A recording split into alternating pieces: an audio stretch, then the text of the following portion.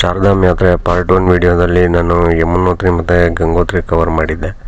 ಈಗ ಈ ಪಾರ್ಟ್ 2 ವಿಡಿಯೋದಲ್ಲಿ ಕೇದಾರನಾಥ ಮತ್ತು ಬದ್ರಿನಾಥ ಕವರ್ ಮಾಡ್ತಾ ಇದ್ದೀನಿ. ಇವತ್ತು ತಾರೀಕು 25 ಜೂನ್ 2024 ಬೆಳಗ್ಗೆ 8:45 9 ಗಂಟೆ ಆಗಿದೆ. ನಾನೀಗ ಗಂಗೋತ್ರಿಯಿಂದ ಉತ್ತರ ಕಾಶಿಗೆ ಶೇರಿಂಗ್ ಟ್ಯಾಕ್ಸಿನಲ್ಲಿ ಹೋಗ್ತಾ ಇದ್ದೀನಿ. ಈಗ ಈ ಚಾರ್ಧಾಮ್ ಯಾತ್ರೆಯಲ್ಲಿ 2 ಕ್ಷೇತ್ರ ಮುಗಿಸಿದ್ದೀನಿ, ಯಮುನೋತ್ರಿ, ಗಂಗೋತ್ರಿ. ಈಗ ನನಗೆ ಗಂಗೋತ್ರಿಯಿಂದ ಕೇದಾರ್ನಾಥ್ಗೆ ಹೋಗಬೇಕಾಗಿದೆ. ಗಂಗೋತ್ರಿಯಿಂದ ಕೇದಾರ್ನಾಥ್ಗೆ ಯಾವುದೇ ಸೀದಾ ಬಸ್ ಆಗಲಿ ಶೇರಿಂಗ್ ಟ್ಯಾಕ್ಸಿ ಆಗಲಿ ಸಿಗಲಿಲ್ಲ. ಹಾಗಾಗಿ ಈಗ ಗಂಗೋತ್ರಿಯಿಂದ ಕೇದಾರ್ನಾಥ್ಗೆ ಹೋಗಬೇಕು ಅಂದರೆ ಮೊದಲು ಗಂಗೋತ್ರಿಯಿಂದ ಉತ್ತರ ಕಾಶಿಗೆ ಹೋಗಿ, ಉತ್ತರ ಕಾಶಿಯಿಂದ ಶ್ರೀನಗರಕ್ಕೆ ಹೋಗಿ, ಶ್ರೀನಗರದಿಂದ ರುದ್ರಪ್ರಯಾಗ್ ಹೋಗಿ, ರುದ್ರಪ್ರಯಾಗಿಂದ ಸೋನಪ್ರಯಾಗ್ ಹೋಗಿ, ಸೋನಪ್ರಯಾಗಿಂದ ಗೌರಿಕುಂಡಕ್ಕೆ ಹೋಗಿ, ಗೌರಿಕುಂಡದಿಂದ 18 ಕಿಲೋಮೀಟ್ರ್ ನಡೆದ್ರೆ ನಮಗೆ ಕೇದಾರ್ನಾಥ ಸಿಗುತ್ತೆ. ಈಗ ನಾನು ಗಂಗೋತ್ರಿಯಿಂದ ಉತ್ತರ ಕಾಶಿಗೆ ಶೇರಿಂಗ್ ಟ್ಯಾಕ್ಸಿನಲ್ಲಿ 300 ರೂಪಾಯಿ ಕೊಟ್ಬಿಟ್ಟು ಹೋಗ್ತಾ ಇದ್ದೀನಿ. ಗಂಗೋತ್ರಿಯಿಂದ ಉತ್ತರ ಕಾಶಿಗೆ ಹೋಗ್ಬೇಕಾದ್ರೆ ಶೇರಿಂಗ್ ಟ್ಯಾಕ್ಸಿ ಇಲ್ಲೊಂದು 5-10 ನಿಮಿಷ ನಿಲ್ಲಿಸಿದ್ರು. ಇಲ್ಲಿ ವಾಟರ್ ಫಾಲ್ ಸಹ ಇದೆ, ನೋಡ್ಬೋದು. ಗಂಗೋತ್ರಿಯಿಂದ ಉತ್ತರ ಕಾಶಿಗೆ ಬಸ್ಗಳು ಜಾಸ್ತಿ ಇಲ್ಲ, ಅದೇ ಶೇರಿಂಗ್ ಟ್ಯಾಕ್ಸಿಗಳು ತುಂಬ ಇದೆ. ಶೇರಿಂಗ್ ಟ್ಯಾಕ್ಸಿಗಳೇನು ಅಂದರೆ ಪೂರ್ತಿ ಸೀಟ್ ಭರ್ತಿಯಾಗೋವರೆಗೂ ಹೊರಡೋದಿಲ್ಲ. ಶೇರಿಂಗ್ ಟ್ಯಾಕ್ಸಿನಲ್ಲಿ ಗಂಗೋತ್ರಿಯಿಂದ ಉತ್ತರ ಕಾಶಿಗೆ 300 ರೂಪಾಯಿ ತೊಗೋತಾರೆ, ಅದೇ ಬಸ್ಸಲ್ಲಿ 210 ರೂಪಾಯಿ ತೊಗೋತಾರೆ. ಗಂಗೋತ್ರಿಯಿಂದ ಉತ್ತರ ಕಾಶಿ 99 ಕಿಲೋಮೀಟ್ರ್ ಆಗುತ್ತೆ. ಬಸ್ಗಳಿಗಿಂತ ಶೇರಿಂಗ್ ಟ್ಯಾಕ್ಸಿಗಳು ತುಂಬ ಬೇಗ ಹೋಗ್ತಾರೆ. ನಾವು ಉತ್ತರ ಕಾಶಿನ 12:15 ಅಷ್ಟೊತ್ತಿಗೆ ತಲುಪಿದ್ವಿ. ಇದು ಉತ್ತರ ಕಾಶಿನಲ್ಲಿ ಇರ್ತಕ್ಕಂಥ ಕಾಶಿ ವಿಶ್ವನಾಥ ದೇವಸ್ಥಾನ. ಈ ದೇವಸ್ಥಾನ ಟ್ಯಾಕ್ಸಿ ಸ್ಟ್ಯಾಂಡು ಮತ್ತು ಬಸ್ ಸ್ಟ್ಯಾಂಡಿಂದ ತುಂಬ ಹತ್ರನೇ ಇದೆ, ನಡ್ಕೊಂಬರ್ಬೋದು.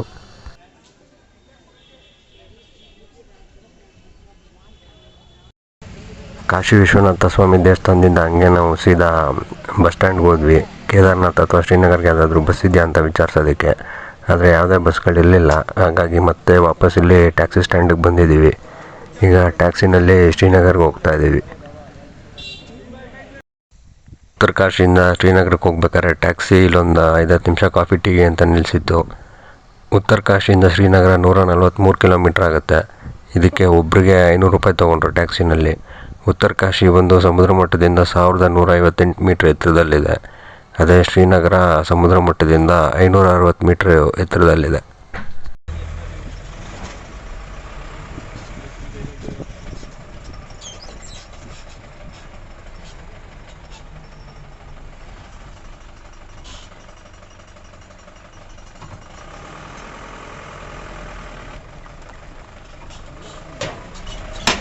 ಉತ್ತರ ಕಾಶಿಯಿಂದ ಶ್ರೀನಗರಕ್ಕೆ ಹೋಗ್ಬೇಕಾದ್ರೆ ಗಂಗಾ ನದಿಗೆ ಒಂದು ತೂಗು ಸೇತುವೆ ಕಟ್ಟಿದ್ದಾರೆ.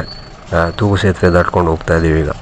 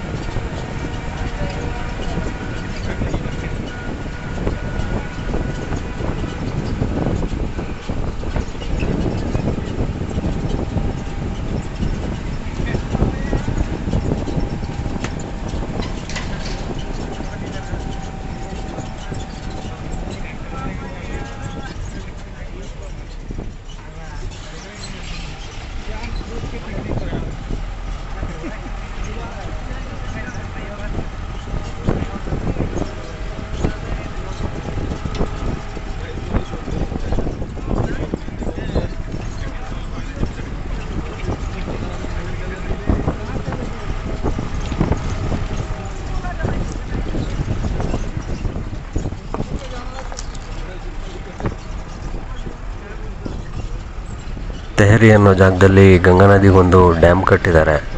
ಆ ಡ್ಯಾಮಿನ ಬ್ಯಾಕ್ ವಾಟರ್ಸ್ ಇದು.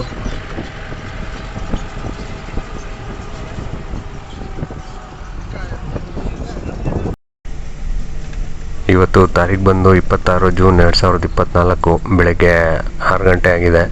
ಈಗ ನಾನು ಬಸ್ನಲ್ಲಿ ಶ್ರೀನಗರಿಂದ ರುದ್ರಪ್ರಯಾಗ್ ಹೋಗ್ತಾ ಇದ್ದೀನಿ. ರಾತ್ರಿ ಶ್ರೀನಗರ ತಲುಪಿದಾಗ 8 ಗಂಟೆ ಆಗಿತ್ತು. ಹಾಗಾಗಿ ಅಲ್ಲೇ ಉಳ್ಕೊಂಡಿದ್ದೆ ರಾತ್ರಿ. ಶ್ರೀನಗರಿಂದ ರುದ್ರಪ್ರಯಾಗ್ಗೆ 32 ಕಿಲೋಮೀಟ್ರ್ ಆಗುತ್ತೆ. ಈ 32 ಕಿಲೋಮೀಟ್ರಿಗೆ ಬಸ್ಸಲ್ಲಿ 70 ರೂಪಾಯಿ ತೊಗೊಂಡ್ರು. ಶ್ರೀನಗರ ಸಮುದ್ರ ಮಟ್ಟದಿಂದ 560 ಮೀಟ್ರು ಎತ್ತರದಲ್ಲಿದೆ. ಅದೇ ರುದ್ರಪ್ರಯಾಗು ಸಮುದ್ರ ಮಟ್ಟದಿಂದ 895 ಮೀಟ್ರು ಎತ್ತರದಲ್ಲಿದೆ. ಸತ್ತಕ್ಕೆ ಮುಂಚೆಯಿಂದನೂ ಮಳೆ ಬರ್ತಾನೆ ಇತ್ತು, ಈಗಲೂ ಬರ್ತಾನೆ ಇದೆ, ನಿಂತಿಲ್ಲ.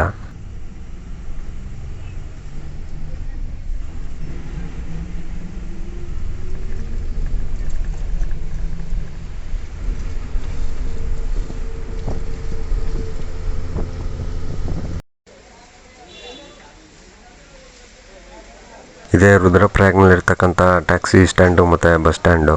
ಈಗ ನಮಗೆ ರುದ್ರಪ್ರಯಾಗಿಂದ ಸೋನಾಪ್ರಯಾಗ್ ಹೋಗಬೇಕಾಗಿತ್ತು, ಹಾಗಾಗಿ ಟ್ಯಾಕ್ಸಿ ಎದ್ದು ಕೂತಿದ್ವಿ.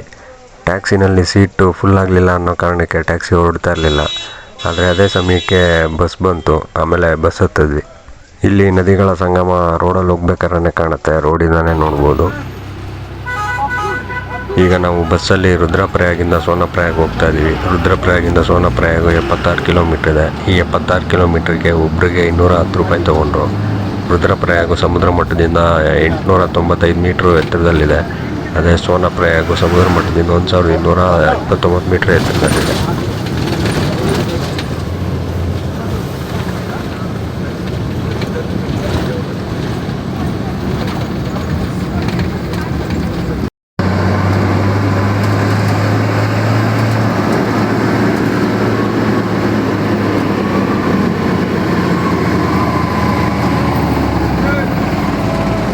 ಇಲ್ಲಿಂದ ಕೇದಾರ್ನಾಥ್ 69 ಕಿಲೋಮೀಟ್ರ್ ಆಗುತ್ತೆ. ಗುಪ್ತಕಾಶಿ 22 ಕಿಲೋಮೀಟ್ರ್ ಆಗುತ್ತೆ.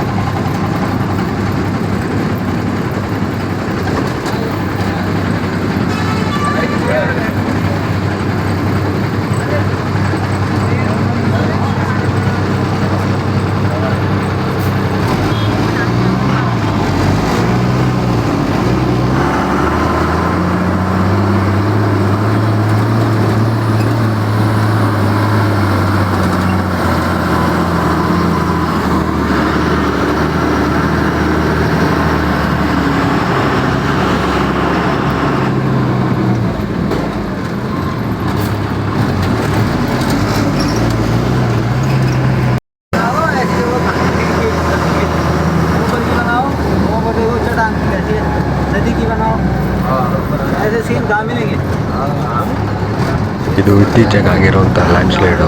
ಮಣ್ಣೆಲ್ಲ ತೆಗೆದು ರೋಡ್ ಕ್ಲಿಯರ್ ಮಾಡಿದ್ದಾರೆ.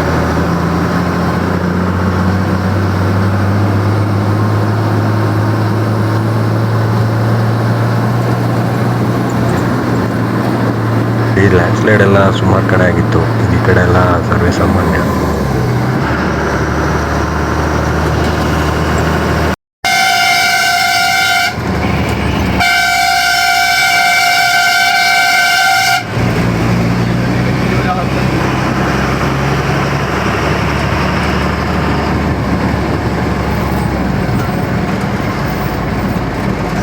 ಕೇದಾರ್ನಾಥ್ ಇಲ್ಲಿಂದ 54 ಕಿಲೋಮೀಟ್ರ್ ಇದೆ.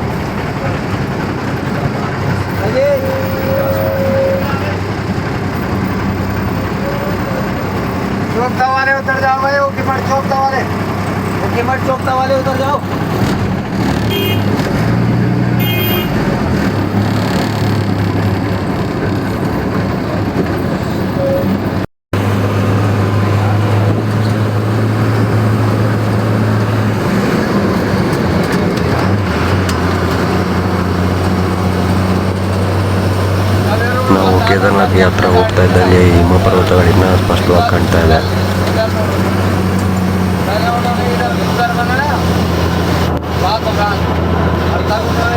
ಸೋನ್ಪ್ರಯಾಗ್ ಇಲ್ಲಿಂದ 32 ಕಿಲೋಮೀಟ್ರ್ ಇದೆ. ಸೋನ್ಪ್ರಯಾಗಿಂದ ನಾವು ಗೌರಿಕುಂಡಕ್ಕೆ ಹೋಗಬೇಕು. ಗೌರಿಕುಂಡ ಸೋನ್ಪ್ರಯಾಗಿಂದ 5 ಕಿಲೋಮೀಟ್ರ್ ಇದೆ. ಗೌರಿಕುಂಡದಿಂದ 18 ಕಿಲೋಮೀಟ್ರ್ ನಡೆದರೆ ನಮಗೆ ಕೇದಾರ್ನಾಥ್ ಸಿಗೋದು.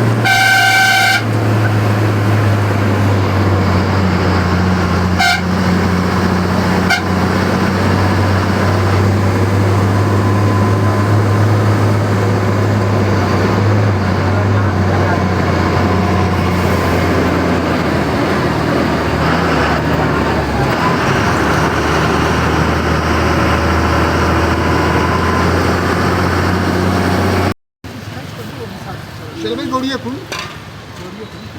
ಈಗ ಸೋನಪ್ರಯಾಗ್ ಬಂದು ತಲುಪಿದ್ದೀವಿ. ಬಸ್ಗಳು ಗೌರಿಕುಂಡದವರೆಗೂ ಹೋಗಲ್ಲ. ಗೌರಿಕುಂಡಕ್ಕೆ ಹೋಗಬೇಕು ಅಂದರೆ ಈ ಸೋನಪ್ರಯಾಗಿಂದ 5 ಕಿಲೋಮೀಟ್ರು ಟ್ಯಾಕ್ಸಿನಲ್ಲಿ ಹೋಗಬೇಕು, ಇಲ್ಲಾಂದರೆ ನಡ್ಕೊಂಡು ಹೋಗ್ಬೋದು. ಇದೇ ಕೇದಾರ್ನಾಥ್ ದೇವಸ್ಥಾನ. ಇದು ಸಮುದ್ರ ಮಟ್ಟದಿಂದ 11,642 ಅಡಿ ಎತ್ತರದಲ್ಲಿದೆ. ಇವತ್ತು ತಾರೀಕು 27 ಜೂನ್ 2024 ಬೆಳಗ್ಗೆ 8 ಗಂಟೆ ಆಗಿದೆ.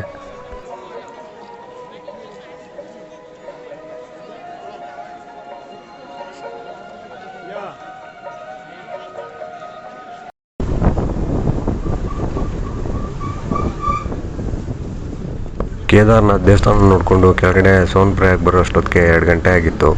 ನಾನು ಬರ್ತಾ ಇದ್ದಂಗೆ ಬದ್ರಿನಾಥ್ಗೆ ಡೈರೆಕ್ಟ್ ಬಸ್ ನಿಂತಿತ್ತು. ಈಗ ಅದೇ ಬಸ್ ಹತ್ಕೊಂಡು ಬದ್ರಿನಾಥ್ಗೆ ಹೋಗ್ತಾ ಇದ್ದೀನಿ. ಸೋನಪ್ರಯಾಗಿಂದ ಬದ್ರಿನಾಥ್ಗೆ 227 ಕಿಲೋಮೀಟ್ರ್ ಆಗುತ್ತೆ.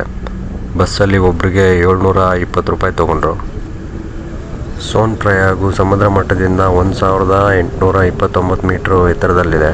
ಅದೇ ಬದ್ರಿನಾಥ್ ಸಮುದ್ರ ಮಟ್ಟದಿಂದ 3,100 ಮೀಟ್ರು ಎತ್ತರದಲ್ಲಿದೆ.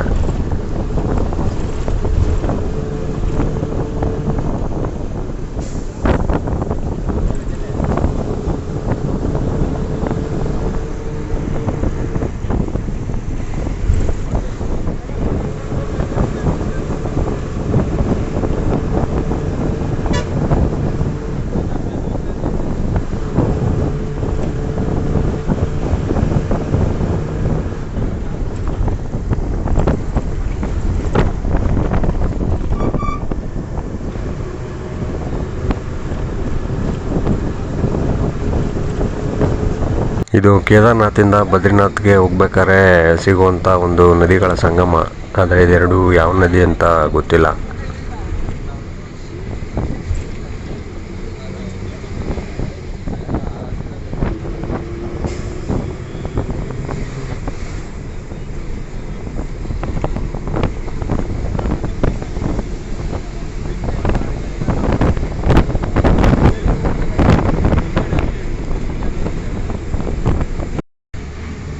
ಉತ್ತರಾಖಂಡಲ್ಲಿ ಸುಮಾರು ಊರುಗಳು ಈ ಥರ ಬೆಟ್ಟದ ಮೇಲ್ಗಡೆನೇ ಇದೆ. ಪ್ರತಿ ಊರಿಗೂ ರೋಡು, ಎಲೆಕ್ಟ್ರಿಸಿಟಿ ಮತ್ತು ನೀರು ಈ ಥರ ಎಲ್ಲ ಸೌಲಭ್ಯ ಇದೆ ಅಂತ ಹೇಳ್ತಾರೆ.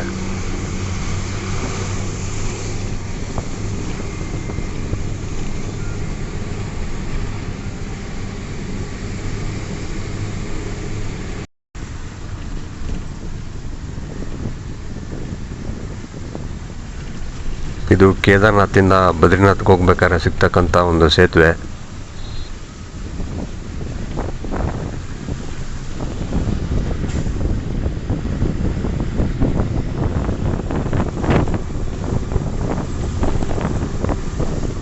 ಈ ಬಸ್ಸು ಕೇದಾರ್ನಾಥ ಬಿಟ್ಟಾಗ ಮಧ್ಯಾಹ್ನ 3 ಗಂಟೆ ಆಗಿತ್ತು.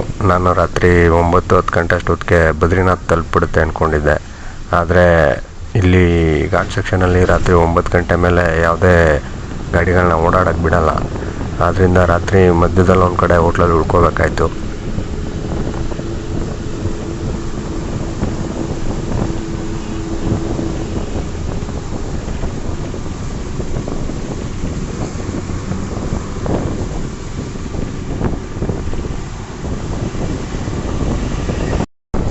ಇದು ಬದ್ರಿನಾಥ್ಗೆ ಹೋಗೋಕ್ಕೆ ಮುಂಚೆ ಸಿಗ್ತಕ್ಕಂಥ ಹೈಡ್ರೋ ಪವರ್ ಪ್ಲ್ಯಾಂಟ್ ಇದು.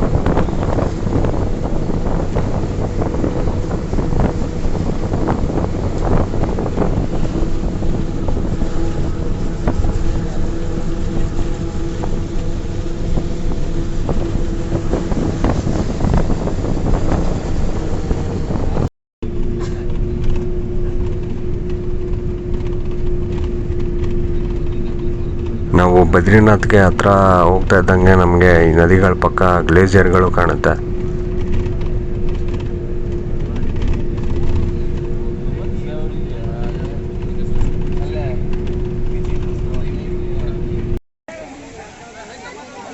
ಇದು ಬದ್ರಿನಾಥ್ ದೇವಸ್ಥಾನದಲ್ಲಿರ್ತಕ್ಕಂಥ ಹಾಟ್ ಸ್ಪ್ರಿಂಗು, ಬಿಸಿ ನೀರ ಬುಗ್ಗೆ. ಇಲ್ಲಿ ಬದ್ರಿನಾಥ್ ದರ್ಶನ ಮಾಡೋಕ್ಕೆ ಮುಂಚೆ ಈ ಹಾಟ್ ಸ್ಪ್ರಿಂಗಲ್ಲಿ ಸ್ನಾನ ಮಾಡ್ಕೊಂಡು ಹೋಗ್ಬೇಕು ಅಂತ ಹೇಳ್ತಾರೆ. ಈ 4 ಧಾಮಲ್ಲಿ ನಮಗೆ ಗಂಗೋತ್ರಿ ಬಿಟ್ಟರೆ ಇನ್ನೆಲ್ಲ ಧಾಮಗಳಲ್ಲೂ ಈ ಹಾಟ್ ಸ್ಪ್ರಿಂಗ್ ಸಿಗುತ್ತೆ.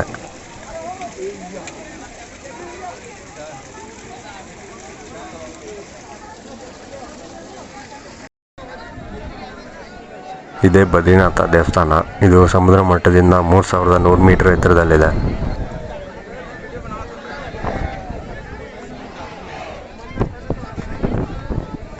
ಇವತ್ತು ತಾರೀಕು 28 ಜೂನ್ 2024.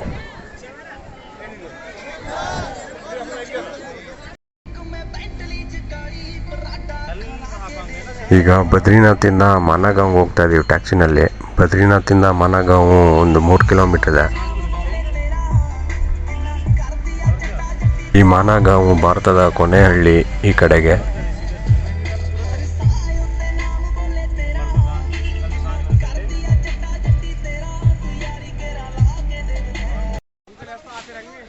ಇದೇ ಮಾನಗಾಂವ್ ಎಂಟ್ರೆನ್ಸು. ಇಲ್ಲಿ ನಮಗೆ ಸ್ವೆಟ್ರು ಶಾಲ್ಗಳೆಲ್ಲ ತುಂಬ ಚೆನ್ನಾಗಿ ಸಿಗುತ್ತೆ.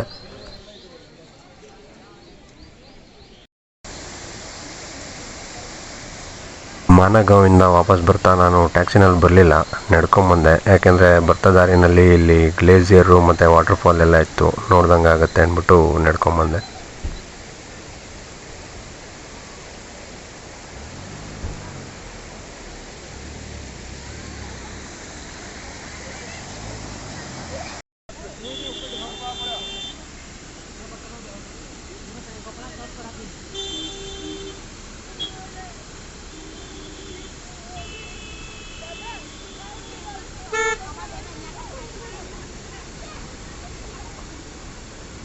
ಇದೇ ಗ್ಲೇಸಿಯರು.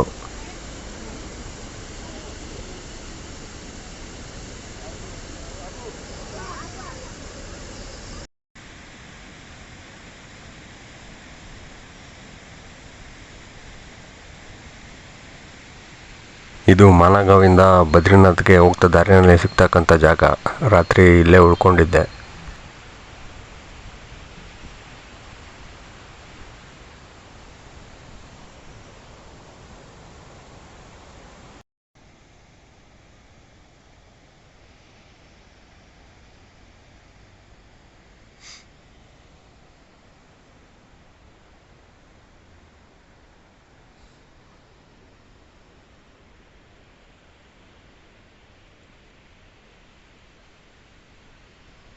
ಬದ್ರಿನಾಥಿಂದ ಋಷಿಕೇಶ್ ಹರಿದ್ವಾರಕ್ಕೆ ಡೈರೆಕ್ಟ್ ಬಸ್ಗಳಿದೆ.